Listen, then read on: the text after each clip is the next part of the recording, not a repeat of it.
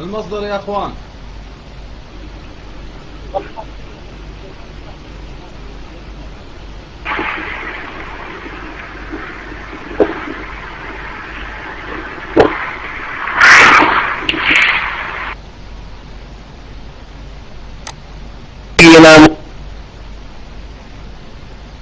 المصدر يا اخوان مو مني.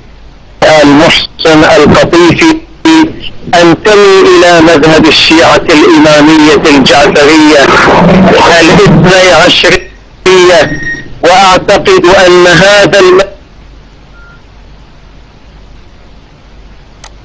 المذهب وهو مذهب الامامية الجعفرية هو الذي يدين الله به، واعتقده هو مذهب اهل البيت، بيت النبي صلى الله عليه وآله ومعتقدهم، وعلى رأسهم علي وفاطمة والحسن والحسين عليهم السلام، وهو المعتقد الحق الذي لا حق غيره.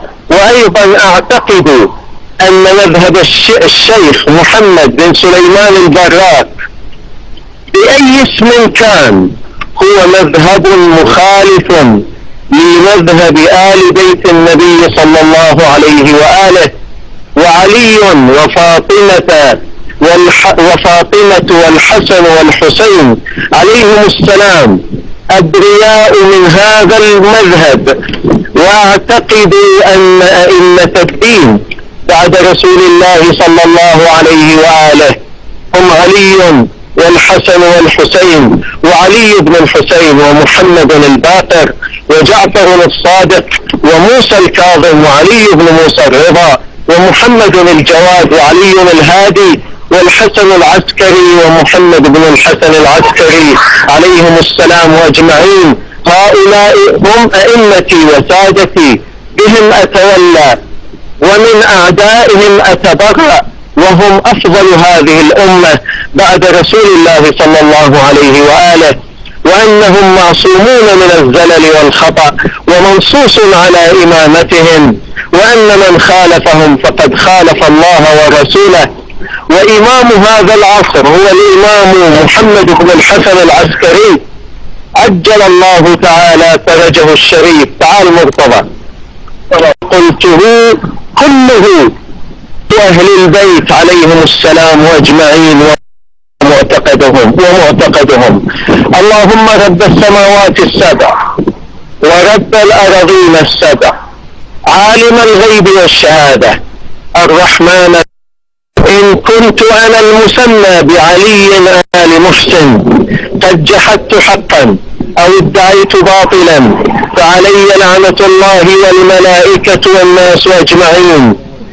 لا يقبل الله مني صرفا ولا عدلا، وأنزل علي حسبانا من السماء أو عذابا أليما.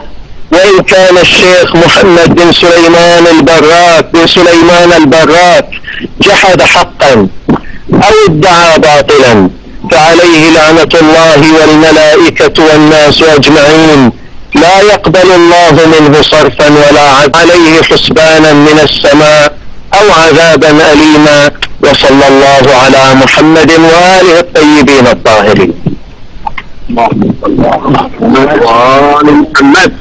الحمد لله رب العالمين، والصلاة والسلام على نبينا محمد وعلى آله وصحبه أجمعين. أنا محمد بن سليمان البراك أنتمي لمذهب أهل السنة والجماعة، والمذهب العقدي الذي أدعو إليه وأدين الله به هو مذهب آل بيت النبي صلى الله عليه وسلم، وعلى رأسهم علي وفاطمة والحسن والحسين رضي الله تعالى عنهم، وهو مذهب أصحاب النبي صلى الله عليه وسلم، ورضي الله تعالى عن أصحاب نبيه أجمعين. وأن أفضل رجل في الأمة هو أبو بكر الصديق رضي الله تعالى عنه، ثم بعده عمر رضي الله تعالى عنه. وأعتقد أن علي رضي الله تعالى عنه يعتقد أبو بكر وعمر أفضل منه، وأنهما أفضل رجلين في الأمة بعد رسول الله صلى الله عليه وسلم. وأعتقد أن مذهب أهل السنة والجماعة في أسماء الله تعالى وصفاته، والذي يدعو إليه شيخ الإسلام ابن تيمية رحمه الله تعالى، ويدعو إليه الأئمة قبله، الأئمة الأربعة وأهل الحديث، وهو مذهب أصحاب النبي صلى الله عليه وسلم ومذهب آل بيت النبي صلى الله عليه وسلم، أنه هو الحق وما عداه فهو الباطل.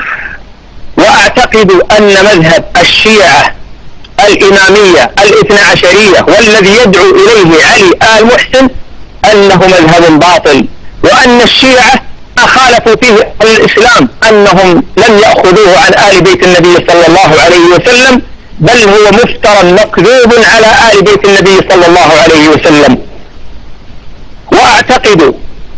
وأعتقد أن بالشيعة في الإمامة وفي العصمة أنها افتراءات وأباطيل ما أنزل الله سبحانه وتعالى بها من سلطان، وأنها ضلال مبين. وأعتقد أن الإمام الثاني عشر الذي ينتظره الشيعة أنه خرافة لا أصل له ولا وجود له، وأنه لم يولد ولن يخرج أبدا. وأعتقد أنه لا معصوم إلا محمد صلى الله عليه وسلم، وكل من ادعى العصمة غيره أو نسب العصمة لغير النبي صلى الله عليه وسلم، اللهم إن كان ما أقول حقا فأيدني وانصرني وأظهر الحق على لساني واهد بي، وإن كان ما أقوله باطلا فعلي لعنة الله والملائكة والناس أجمعين، لا يقبل الله مني صرفا ولا عدلا، وأسأله إن فيما أعتقد وفيما قلت إلى علي عذابا من عنده، وهو حسبنا ونعم الوكيل. وصلى الله وسلم على نبينا محمد وعلى آله وصحبه أجمعين.